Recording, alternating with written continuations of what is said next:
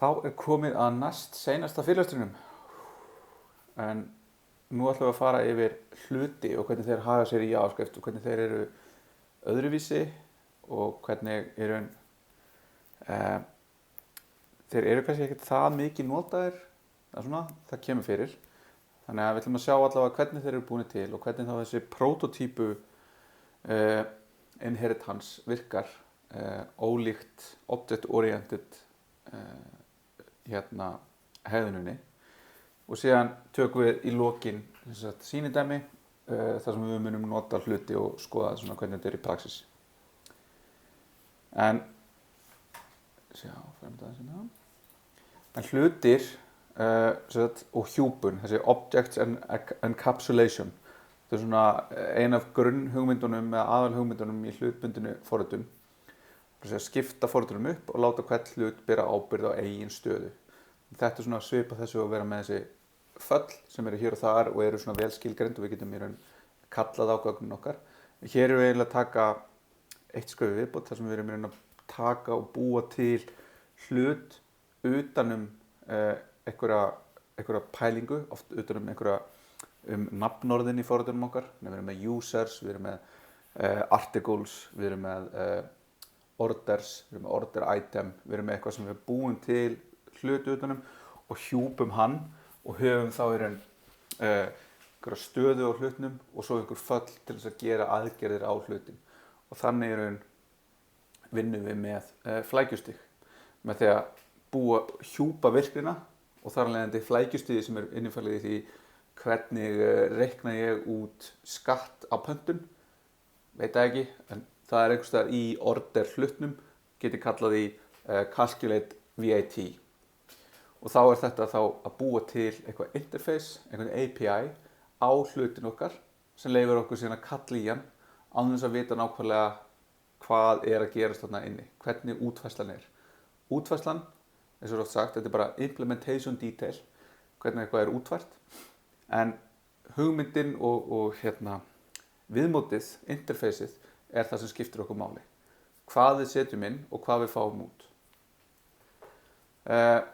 Og þá er þetta munurinn á function og method, er það að function er svona frístandandi fall, eins og við vorum að skoða áðan, en method er eitthvað fall sem er í raun bundið við hluta einhverju leyti og þarf einhverju upplýsingar á hlutnum. Þannig að það getur ekki staðið eitt og sér út af því að það er að nota sér einhverja stöðu, einhverjar upplýsingar sem eru innifaldar í hlutnum sjálfum. Þannig að þá kemur upp þessi spurning í JavaScript, hvað við viljum nálgast gögn á hlutnum úr falli þá í JavaScript. Og þá kemur í raun þetta lykilorð this til sögunar, en það er samt töluvert ólíkt í öðrum forritunarmálum sem eru þá að nota svona object-oriented. Þannig það hagar sér þannig að það er mismunandi eftir því hvernig er kallað í fallið eða í methoduna. Og utan hluta, þegar við erum ekki að vinna innan hluts, þá er this global hluturinn sem er þá í raun í browser eða window, í Node.js eða process og vísa þá í raun bara þetta global state, global hlutin. Þannig að við höfum mismunandi niðurstöðu eftir því hvernig við köllum í hlutin. Og þetta er í raun, þó þetta sé skrítið, þá er þetta líka einföldun af því að það er í raun flóknari reglur sem segja til í raun hvenar þetta gerist nákvæmlega og við getum í raun komist fram hjá þessu og gert þetta öðruvísi og láta þetta haga sér öðruvísi en rétt gagnvart spec, en þetta er gott svona í byrjun. Þannig að ef við búum til bara einfalt fall sem köllum hérna log this, sem gerir einfallega bara það loggar this og við köllum í það, þá skilar það okkur window sem er bara þetta global state okkar þar sem að öll gögnin og öll föllin og allt þetta lifir. Ef við hins vegar gerum nákvæmlega sama fall innan hluts, þá sjáum við hérna, við erum að nýta okkur hérna þennan syntactic sugar að þetta er skilgreint sem methoda á hlutnum og þetta er þá nákvæmlega það sama eins og við myndum skrifa object, jafnt og svona, log this, tvípunktur, arrow, nei, fyrir ekki eins og svona, function, console log this, loka. Þannig að þetta hér sem við höfum hérna og þetta hér er nákvæmlega það sama. Þetta er bara stytting, þar sem við styttum okkur leið, við þurfum ekki að skrifa tvípunktur, function, bil, heldur sleppum við því bara til þess að spara okkur nokkra slætti á lyklaborðið. Þannig að ef við reloadum hérna og gerum þetta aftur, þá er þetta í raun og orðið nákvæmlega sama. Og ef við köllum núna í object.log this, að þegar núna er fallið bundið við objectin hérna, þetta er orðið methoda, að þegar hún er keyrð í fjarlægjum verbose hérna, hún er keyrð í samhengi við hlutin, hún getur ekki keyrt ein og sér, hún verður alltaf að vera keyrð í þessu samhengi. Kontekstið er alltaf hluturinn. Ef við gerum það, þá fáum við hlutin sjálfan, ólíkt því sem við fengum áðan, sem var í raun global hluturinn. Þannig að this er alltaf eitthvað, en hvað það er í raun ruglandi, af því að ef við köllum í það og við gerum ráð fyrir að fá hlutin sem við vorum að vinna með á einhverjum öðrum tímapunkti, en fáum í staðinn global objectin, þá augljóslega munu sömu upplýsingar ekki verið til staðar og við munum hugsanlega að fá einhverja villu. En þetta þýðir þá að við getum í raun farið að búa til föll á hluti og einhvern veginn farið í raun að endurnýta þessi föll í mismunandi samhengjum. Þannig að við viljum í raun, ef við búum til, eins og þetta dæmi hérna úr Eloquent JavaScript, við búum til kanínur og við viljum í raun búa til mismunandi kanínur, en allar kanínur er að hafa grunnföllin. Þetta er svona þessi klassísku dæmi, hvort sem það eru hérna form, öll form hafa ummál og hafa öll tvívið form þar að segja, hafa ummál og hafa flatarmál, en í raun útfærslan á þeim er mismunandi. Þannig að hérna erum við með einhverjar kanínur og við ætlum þá bara að segja hérna búum til hlut. Þannig að þetta hérna bara býr til tóma hlutin eins og við höfum séð áður.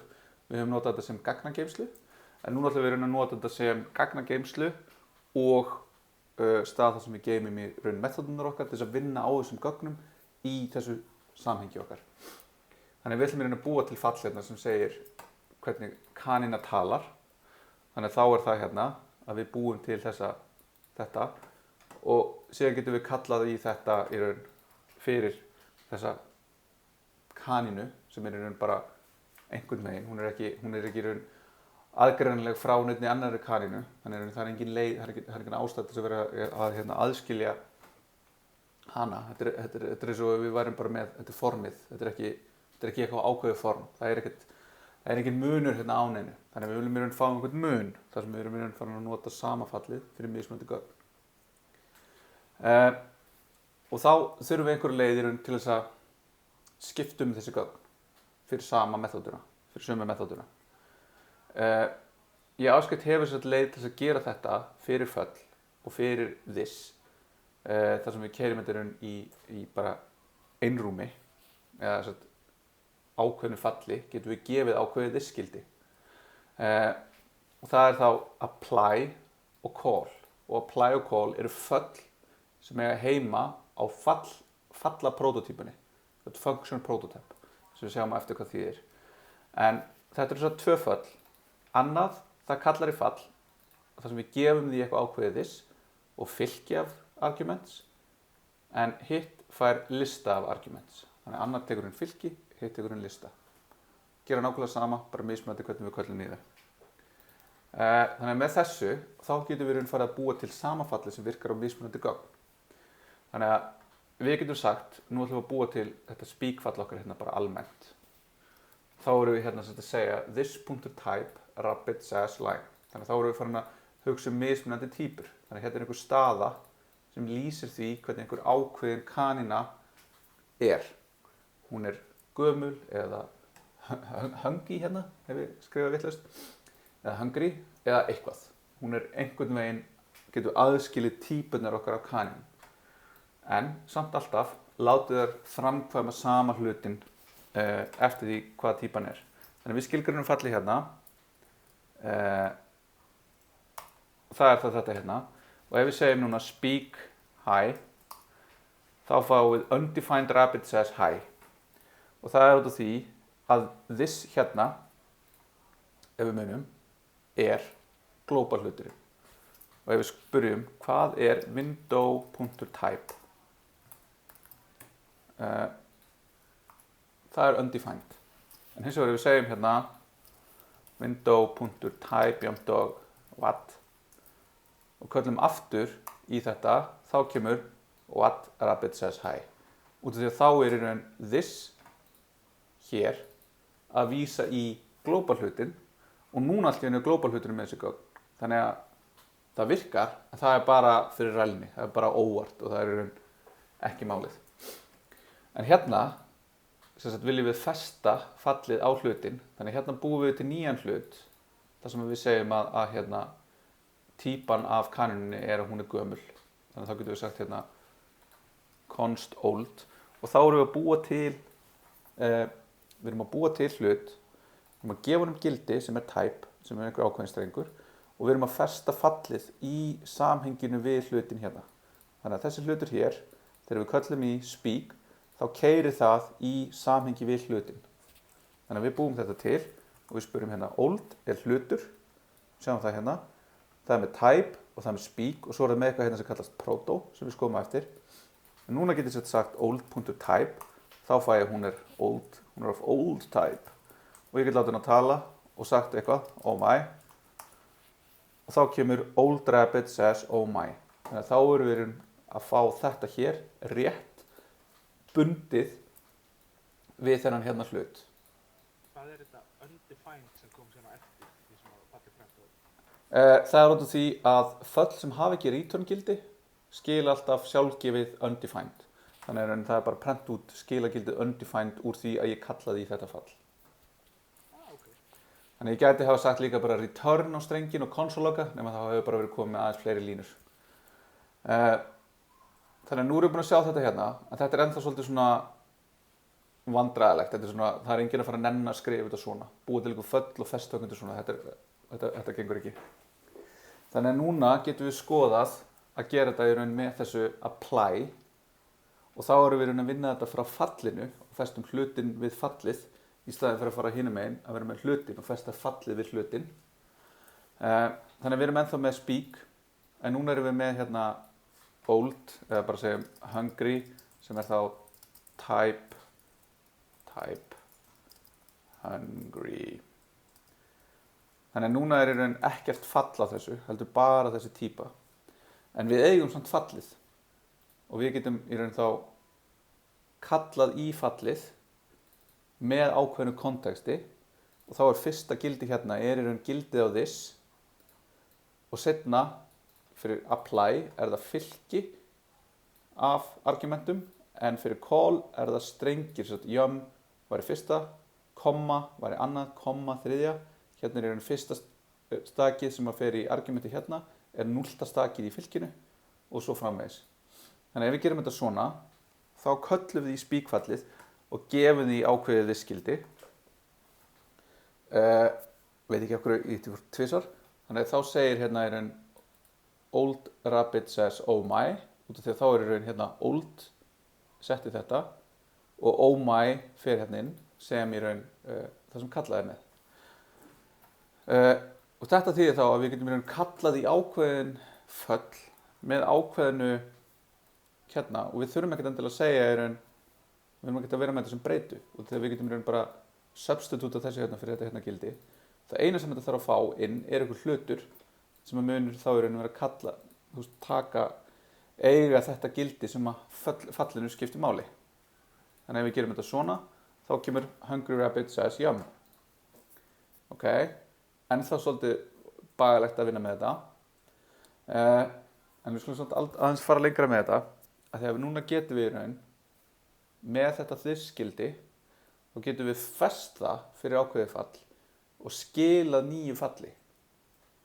Og þá erum við bara búin að festa það og þá vitum við bara hvað það er að fara að vera. Og þetta er fall bænd, þetta hugtak, að bænda eitthvað, er það bæði eitthvað sem við köllum þegar við erum í raun að binda saman hluti og föll, eða þá þegar við erum að binda hvað þetta þisskildi er. Og þetta fall í raun getur líka bundið argument. Þannig að við höfum hérna dæmi þar sem við erum með bláa kaninu og við ætlum að binda fallið hlut hérna. Þá segjum við speak fallið okkar eins og áður, bændum það við blue rabbit sem er þá hérna þessi kanina hérna og þá fáum við tilbaka nýtt fall. Þannig að við búum til þessa kaninu hérna. Okkur er þetta alltaf að kopíast tvisvar. Síðan ætlum við að binda spíkfallið við bláu kaninuna. Þá fáum við hérna bound og þá fáum við tilbaka bound fall, þar sem er búið að binda þetta. Þannig að þá getum við sagt bound ho ho og við fáum blue rabbit says ho ho. Og þetta þýðir að við getum tekið þetta gildi, þetta fall sem er búið að búa til hérna, sem er búið að binda við eitthvað ákveðið kontekst og senda hingað og þangað í forritun okkar. Eða við getum gert annað sem er í raun síðan tengt hérna fallaforritun, þar sem þetta blandast aðeins saman þessi tvö hugtök hjá okkur, er að við getum búið til enn annað bundið instans af falli, þar sem ég geti sagt í raun bara eitthvað b2 speak.bind. Þá getur ég jafnvel gefið í eitthvað annað gildi. Ég ætla bara að segja type functional og þá getur ég sagt fleiri argument hér. Þannig hérna getur ég sagt í raun hvað á fyrsta argumentið að vera. Það er hérna eitthvað. Hvað er? Gate. Og nú fæ ég eitthvað fall og núna þegar ég kalli það þá fæ ég functional rabbit says gate. Það er þá í raun búið að binda fyrsta argumenti sem er þetta hérna argument og þannig get ég í raun búið til fall sem er annað fall nema ég er búin að festa ákveðin argument í þessu falli og þá get ég hugsanlega er ég á einhverjum tímapunkti búin að búa til og ég veit hvað eitthvað gildi er. Ég get bundið það gildi við og ég get sent það síðan eitthvað áfram og kallað síðan í og fengið frekar upplýsingar. Og þetta Bætir við öðru argumenti, kemur þá functional rabbit says tvær línur af því eða? Nei. Kemur hitt á eftir getinu eða? Það kemur ekki neitt, út af því það er óskilgreint hvað gerist við argument 2 hérna. Já, ok, þannig að líka þess að þú bændar geitina inn í þetta, þú getur ekki bætt við auka argumentu þar. Nei, en ég get þess að gert svona og sagt hérna bara eftir bara eitthvað x, y, z, svona og þá núna ef ég kalli þetta, þá er þetta hérna bundið við geitina hérna, x er það ekki og y er síðan bara óskilgreint úr þetta. Þannig núna fæ ég, nú ég þarf að binda þetta aftur af því að í rauninni breytti svona, þá segi ég hérna, þá er í rauninni þetta það sem kemur inn hérna. Þá getur ég sagt B3 jafnt og B2 bind. Þá getur ég aftur breytt þessu, þannig ég get sett 0 hérna og eitthvað foo. Og þá getur ég kallaði B3 x. Þá fæ ég, ég get ekki yfirskrifað hérna this, af því það er bundið í grunninn. En þá getur ég bundið hérna fleiri, þannig núna er ég komið með eitthvað annað fall sem er með þetta hérna allt saman bundið, en ekki restina. Og þetta hugtak er í functional forritum kallað currying, þar sem við erum að taka og búa til svona partially applied föll, sem við getum svona haldið áfram að applya seinna mér. Og þetta er svona, eins og margt í fallaforrituninni, er skýrt eftir manni sem heit Curry og er kallað currying. En allavega, smá detour hana. Svo getum við náttúrulega alltaf kallað þetta strax á því að við erum í raun að fá fall og við getum kallaði fall, bara fallið gildi. En síðan arrowföll, þau er ekki bara fljótlegri leið til að skrifa föll og gera þau svona inline eins og við sáum í fallaforrituninni, heldur skilgreina þau líka á annan hátt hvernig this virkar. Út af því að þegar við skilgreinum fall, þá endur skilgreina þau this. Þannig að þau í raun geta breytt því eftir því hvar við erum að kalla þau, hvað this er. Þannig að þú kannst í raun, ef þú notar föll inn í föllum, þá fer this að verða mjög svona criss-cross eitthvað hvað er. En arrowföll gera það ekki. Það er bara nákvæmlega sama það var í skópnum þar sem að arrowfallið var skilgreint. Þannig að ef við búum til eitthvað fall hérna, þar sem við ætlum að normalisera einhvern vektor, einhvern þrívíðan vektor út frá einhverju gildi, og við ætlum að gera það svona, við ætlum að segja hérna, við erum með þetta objektin sem er með coords fylgin okkar, einhverju lengd sem við ætlum að nota, og síðan ætlum við að kalla í þetta inner hérna sem á í raun að normalisera þetta. Þá ef við köllum hérna í map á inner með þessu hérna falli, út af því að það gerist í raun í kontekstinu við þetta map hérna, þá er þetta hérna, this, vísar í window. Þannig að ef við köllum í þetta hérna, eða búum þetta til, og köllum síðan í þetta og normalize hérna fyrir objektin okkar, þá fáum við non, infinity, infinity, og þá er það út af því að, nú stillum hérna, ef við setjum hér og setjum svona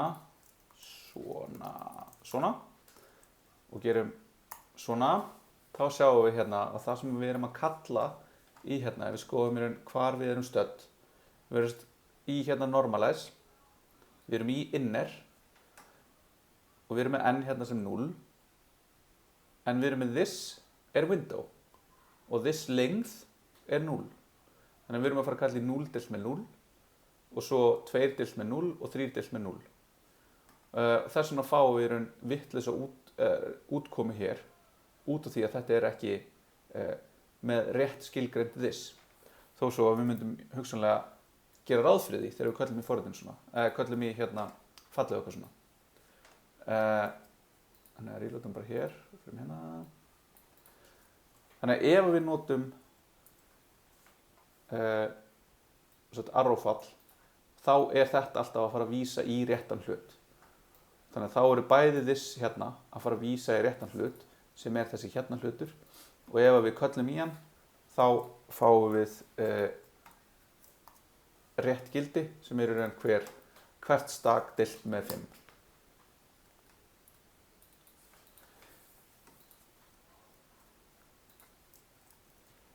Þannig að nú erum við búin að sjá hvernig þetta virkar, en það er ennþá svona ósvarað þessi spurning, hvernig býr þá til þetta almenna fall? Þannig að fyrir kaninuna mínar, þá get ég búið bara til einhverja kaninu, og ég get bara sagt einhvern veginn, búið til kaninu, og svo kanina kann að tala og hlaupa og hoppa og skoppa og gera hvað sem er. Í staðan fyrir því þurfa alltaf að vera endur skilgreina. Og þá komum við að þessum prototípum, sem er þetta prototypical inheritance, eða prototípu erðir. Og þá höfum við séð það svona hér og þar, svona ástæði fyrir því að við erum að geta kallað í ýmsa hluti, er út af þessari prototípu. En þá er það í raun, við búum til einhvern hlut og hluturinn er búinn til og hann hefur einhverja prototípu. Hann hefur eitthvað sem gefur honum einhver föll, eða einhver property, einhverja methodur í byrjun. Og ef við erum að biðja eitthvað property á hlut og það er ekki skilgreint á hlutnum sjálfum, þá er leitað upp í prototípuna. Og í grunninn þá höfum við alltaf þennan object eða nánatiltekið object.prototype. Þannig að ef við núna búum til hlut hérna og segjum x jafnt og bara tómi hluturinn og við spyrjum hvað er x og við opnum hann hérna, þá sjáum við hérna proto er object, sem þýðir raun og veru að þetta er grunnurinn hérna er object. Og ef við spyrjum hvað eru gildin á honum, þá sjáum við hérna, einn af þeim er get prototype of, það er á objectunum, síðan er hérna has own property, constructor, toString, value of, toLocale string, getterar, setterar og get og set á proto. Þannig að þetta eru ykkur gildi sem koma frá object prototypunni. Og þá getum við notað þetta hérna fall sem lifir á object grunnhlutnum sem er þá hérna, sem er með alls konar dóti. Eins og við erum búin að sjá object create, object freeze, object entries til þess að fá þessi upplýsingar hlutin sjálfan. Þá getum við sagt get prototype of og þá getum við sendt inn tóma hlutin. Þá fáum við prototypuna alveg eins og við fengum hann fyrir ofan.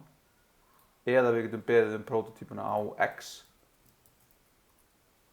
sem er þá nákvæmlega sama og að gerast hér. Þegar við erum að nota þetta DevTools tólið og við ítum á þetta, þá DevTools tólið í bakgrunnum að nota þessa eiginleika forritunarmálsins JavaScript til þess að introspekta hlutin okkar. Þannig að við erum að nota forritunarmálið til þess að spyrja fyrir hver eru lýsigögn og metadata og hlutir og hvað í gangi í forritinu. Þannig að þetta svona annað hugtak í forritinu sem svona þetta introspection, að geta skoðað inn í sjálft sig. Og það getur hjálpað manni til þess að vera með hlut sem hefur bara einhver gildi, einhver properties með einhverju gildum og við getum í raun notað þetta spurt bara hvað átt þú, hvaða property á þér og hvað eru gildið þeirra og við getum unnið með þau þannig. Þannig að þetta er þessi gífurlegi sveigjanleiki í forritunarmálinu. Þannig að við getum fengið þetta hérna og við getum síðan fengið í raun annað sem við fáum þetta fall hérna toString. Þannig að ef við erum hérna með tóma hlutin okkar og við segjum toString þá það eitthvað native fall sem kemur frá object prototypunni og ef við köllum í það án þess í raun að gera eitthvað yfirskrifað af hlutnum sjálfum, þá fáum við þetta object. Þannig að þetta er það sem maður sér oft ef maður að gera eitthvað eins og að búa til eitthvað streng, þessum hérna ASDF plus X. Þá fæ ég hérna object. Út af því að þá það þegar við erum að concatenata tvo strengi, hérna strengur, við kunnum að segja hvað hann og einhvern object. En leiðin til að finna í raun strengja representation af hlut að kalla í toString og þetta í raun sjálfgefna toString gildið. Þannig að þess vegna fáum við object ef við köllum einhvern hlut sem á sér ekki sértæka útfærslu á toString fallinu. En síðan eru í raun aðrar prototypur, þannig að við höfum prototypur fyrir föll, við höfum prototypur fyrir array og síðan hafa þessar prototypur sínar eigin prototypur og þetta í raun myndar síðan prototypu keðju og þetta endar allt saman á object. Þannig að þá það í raun hvað array prototypan. Þannig að við segjum hérna object get prototype of tóma fylkið og þá fáum við í raun öll þessi föll sem við vorum að skoða áðan eins og every eða fill eða filter eða map eða þetta sem eru í raun á array. Þannig að þaðan koma þessi föll. Þau eru skilgreind á array prototypuna. Og þá getum við spurt síðan prototypan af array prototype og þetta kunnulegt en þetta prototypan af array object. Þannig að við höfum í raun fylkið okkar sem hefur array prototypu sem hefur síðan object prototypu. Þannig að þá getum við í raun aðtúa hérna. Object prototypan svo sama og í raun prototypan á tóma hlutnum. Prototypan á object prototypunni null sem þegar þá eru við komin á grunninn í keðjunni. Og prototypan af öllu sem í math á hérna lókum þetta út byrjum við já, þessi prototypa function prototypan þannig að við gerum svona func proto eitthvað fall og það fall jafnt og function prototype og function prototype já, sorry, út af því að þetta er fall. En þá er í raun á function, já, ég kom eitthvað, höldum bara áfram. Þannig að við getum sagt hérna, get prototype of func prototype er prototype. Þannig að þetta er í raun bara að segja þetta saman og við gerum fylki á hann. Og svo með fylkið, og þá með þessa keðju, er þá þannig að þegar við búum til einhvern hlut, þá fá þeir eigindi frá prototypunni, en eigindi á hlutnum sjálfum hefur aldrei áhrif á keðjuna. Þannig að ef við erum með einhvern hlut og við setjum eitthvað sértækt gildi á hlutin, eitthvað property eða eigindi, þá er það aldrei að fara upp keðjuna. Það er aldrei bara, það er stopp þar. Þannig að við getum ekki skrifað yfir hluti á prototypunni. Og þegar við setjum eigindi á hlut, þá erum við að setja það á hlutnum sjálfum. Svo því að þá, ef ég bý til hérna empty, sem er tómi hluturinn, og ég segi empty.foo er jafnt og 1, þá er það í raun á hlutnum sjálfum. Við erum aldrei að fara að smita upp á object prototypuna. Object.foo er ekki til. En hins vegar ef ég setja object.bar og ég segi empty.bar, þá er það undefined. En hins vegar, það sem við getum gert og er hættulegt og við ættum í raun ekki að gera almennt, er í raun að við getum sagt object.prototype.type.bar og þá erum við búin að eiga við prototypuna. Þá allt í raun er empty komið bar sem er gildi 2. Svo þegar við getum í raun endur skrifað prototypuna á öllum hlutum og bætt við einhver ákveðinu, að það er í raun hættulegt út af því að það er ekki það hefur áhrif á í raun global scope-ið og gera breytingar á global scope er hættulegt og það er ástæði fyrir að við viljum í raun takmarka fótsporið okkar inn í forritinu. Þannig að þegar við erum að biðja eigindi á hlut, þá er athugað eins og hérna empty.foo, það er á hlutnum sjálfum, þannig að við fáum það gildi. Ef ekki, þá fyrir við upp prototypukeðjuna og athugum þar empty.bar er til þar, empty.toString er til þar, en ef það finnst sem sagt ekki, þá er undefined skilað. empty.astf, það er hvergi hvorki á hlutnum, nýja object prototypunni, þannig að það er toppurinn, það er object prototypunni með 0 prototypuna, þannig að það fara ekkert ofar og þá er skilað undefined. Síðan getum við búið til hluti með ákveðna prototypu og þá notum við object create og þetta er þá leið til þess að síðan hópa saman föllum. Þannig að þetta er mjög langdregin leið til að komast að því hvernig við getum geymt saman sameiginleg föll sem við getum kallað því. Þannig að þá getum við búið til hérna proto-karinuna og hún í raun skilgreinir hvernig kaninur tala. Þar gerir ráð fyrir að það hafa eitthvað type og núna erum við komið með proto-rabbit, þannig að nú getur búið til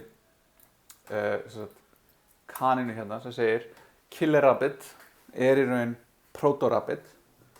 Sér getur breytt henni og sagt típan henni er einhver önnur, hún er killer og þá getur spurt hvað er hluturinn. Það er ekkert spíkfall hér. En hins vegar ef við förum hérna, þá sjáum við keðjuna sem er orðin til. Hér er prototypan á proto-rabbit sem hefur síðan object sem hefur þá þessi gildi. Þannig að við erum komin hérna með 2 level deep.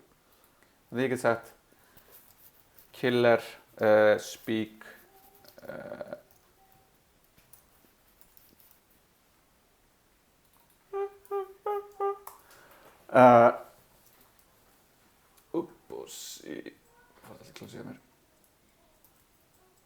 hvað er ég búinn að gera? Já, ok, hérna.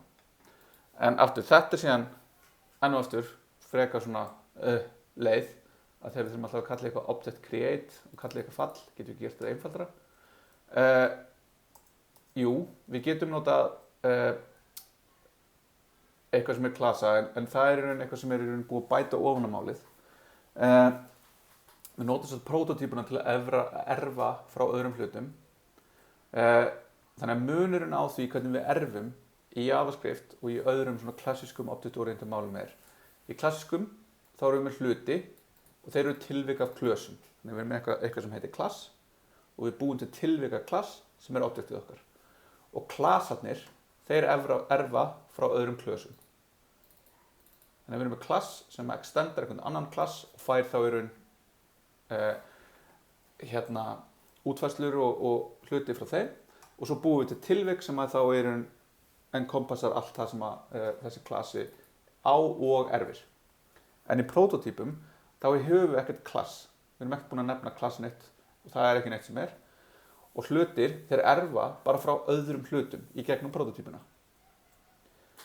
Við getum síðan búið til ný tilvik með new lykilorðinu og þá er hefðin svo að við skýrum þessi föll sem eru konstruktorar eða smiðir með stórum staf og þegar við notum new þá notum við new og síðan fallið sem á að búa til hlutin og það er þá hlutur sem að mun skilgreina this. Og ef við segjum ekkert skilagildi í þessu smiðsfall okkar þá skilar það this út af því að það var kallað í þessu menu og svo getum við bætt við prototípuna til að bæta við sameiginlegum föllum.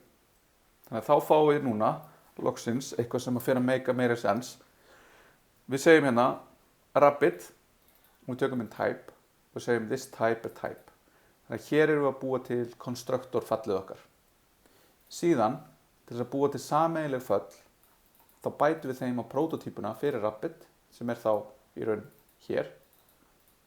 Þannig að þegar við gerum þetta og við segjum r jafnt og new rabbit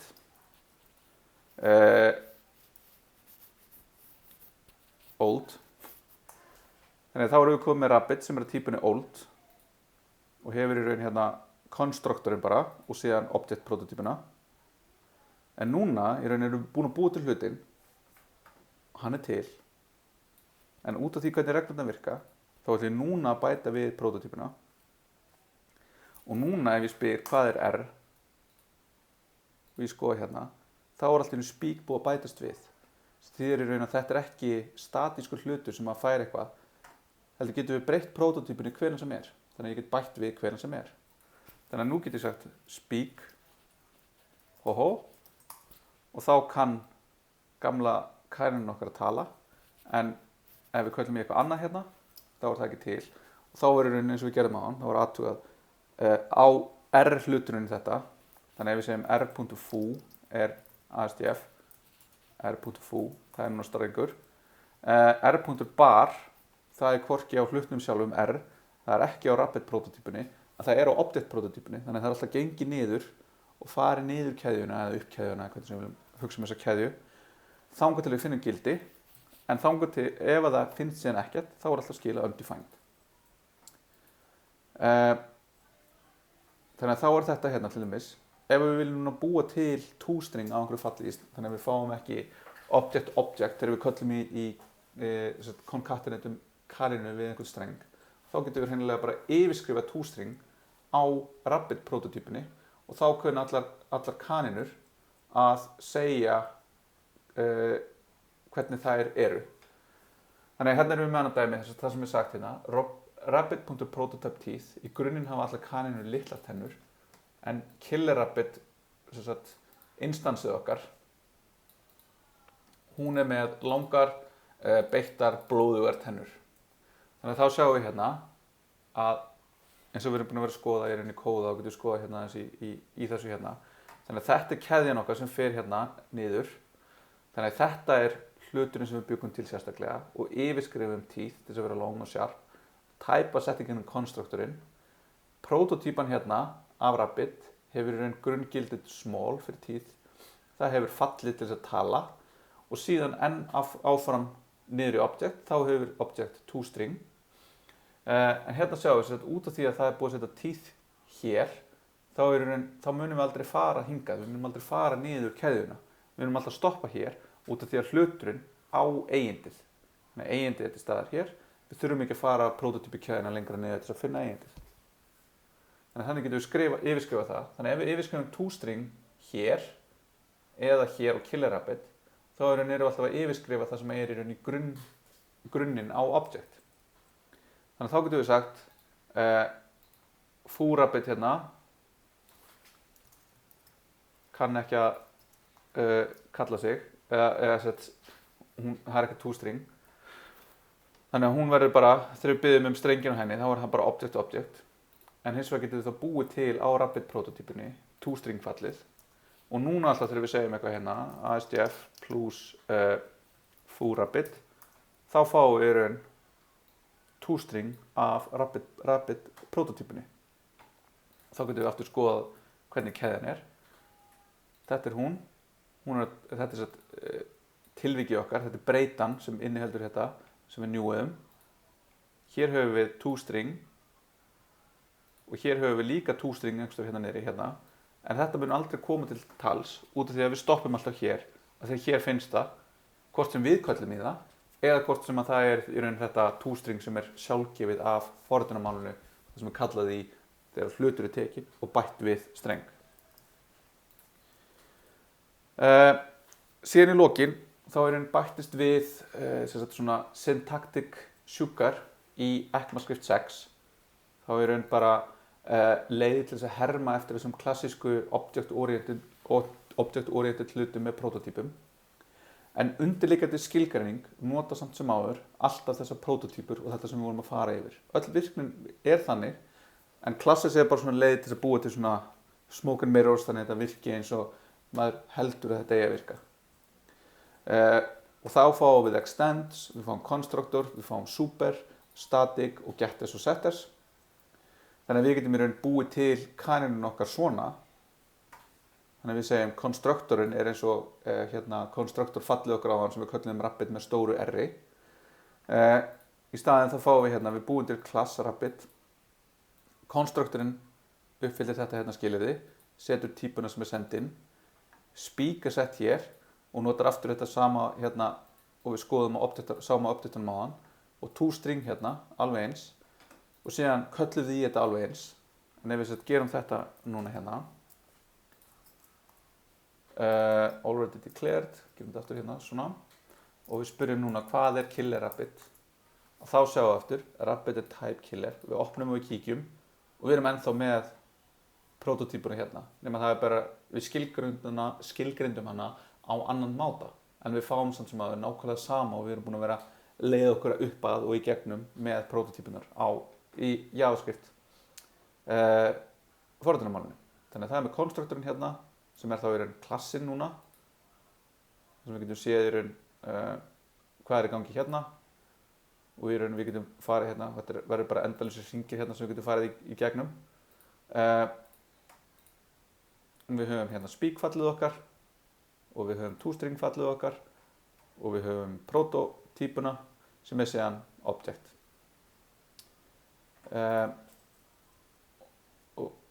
Og þannig að þá getum við gert svona, við getum skilað einhverju, við getum verið með statíst, þannig að það þýðir við getum kallað í það án þess að instantiata því. Þannig að við getum sagt foo.bar, það er statíst fall, þá getum við fengið það gildi strax, f.new foo og það verður þá aftur eins og hitt með hérna fáum við eitthvað private, það er samt en þá aðgengilegt hérna, þess að notum við stundum underscore, þetta er svo í Python, það sem er engin private gildi, þannig að þau eru sagt underscore, af því þau eiga að vera það og við erum að trýta það þannig. En já, þannig að þetta eru hlutir í JavaScript. Þannig að við skulum taka pásu núna til 16:45 og þá tökum við dæmi sem að nýtir að einhverju leyti prototípur og objekta.